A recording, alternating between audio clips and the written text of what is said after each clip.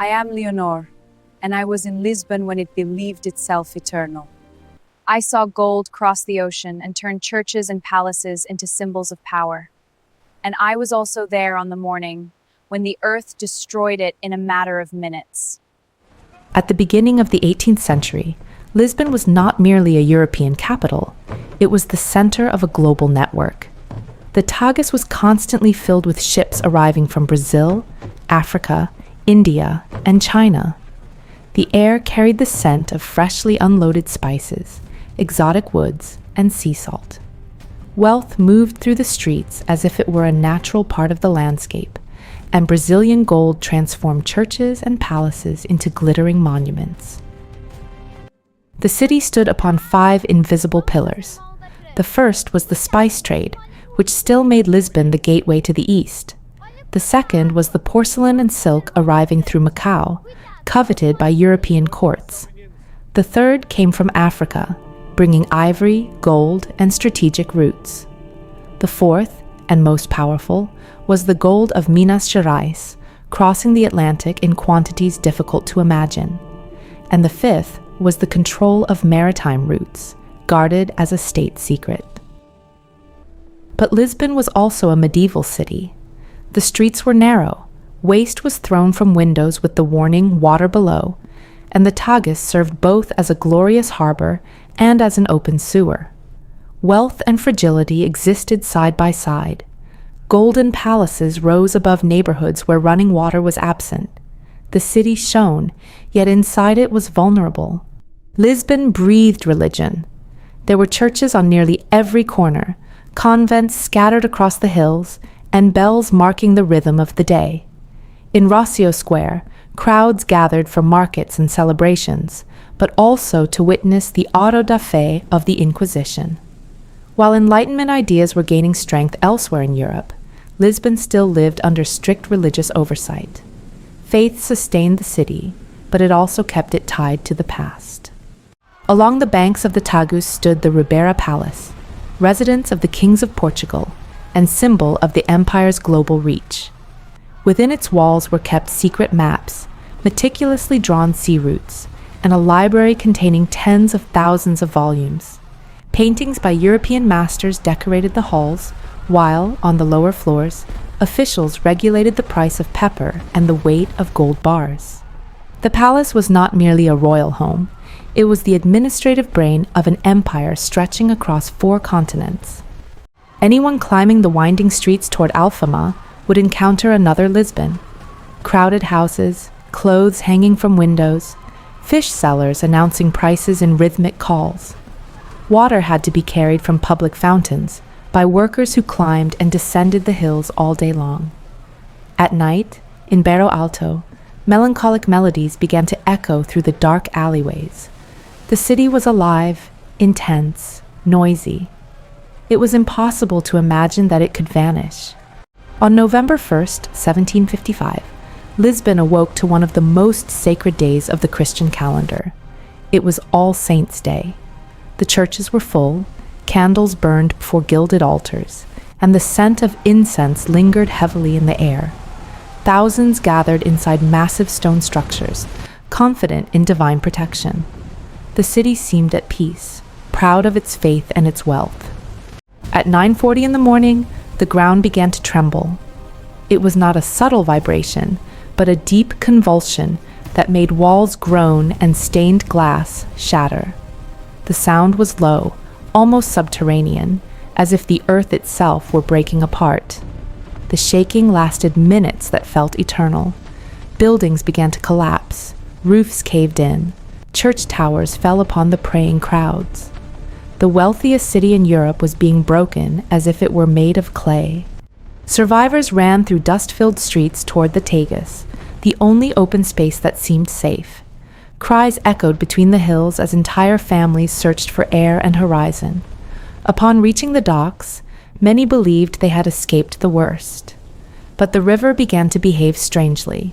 The water suddenly withdrew, exposing the muddy riverbed. The silence that followed was more terrifying than the tremor itself. 40 minutes after the tremor, the horizon changed shape. A dark mass advanced along the Tagus, far too high to be just a tide. It was the ocean returning with violence. The waves struck the docks with brutal force, sweeping away people, vessels, and entire structures. Those who had survived the collapse were now swallowed by water. Ribera Palace was hit, its halls flooded, its archives scattered like weightless pages. Then came the third blow. The thousands of candles lit inside the churches had fallen onto wood, fabric, and dry debris.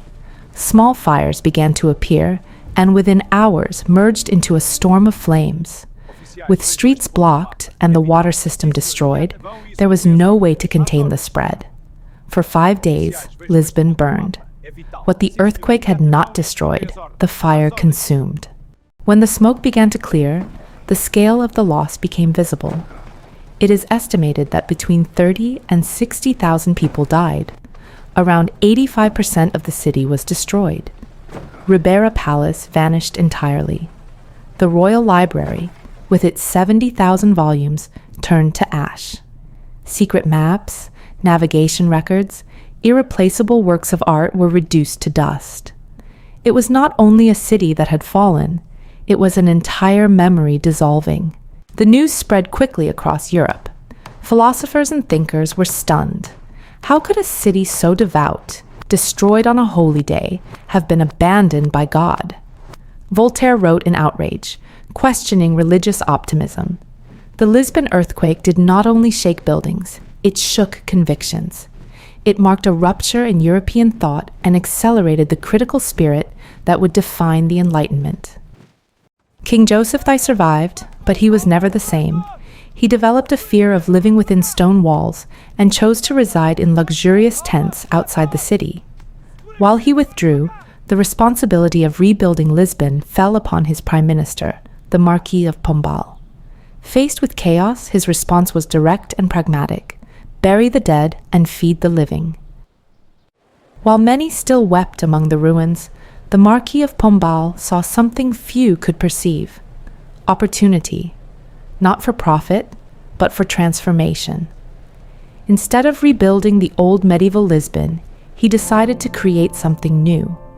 He ordered the swift removal of bodies to prevent epidemics, distributed food, and imposed military discipline to stop looting.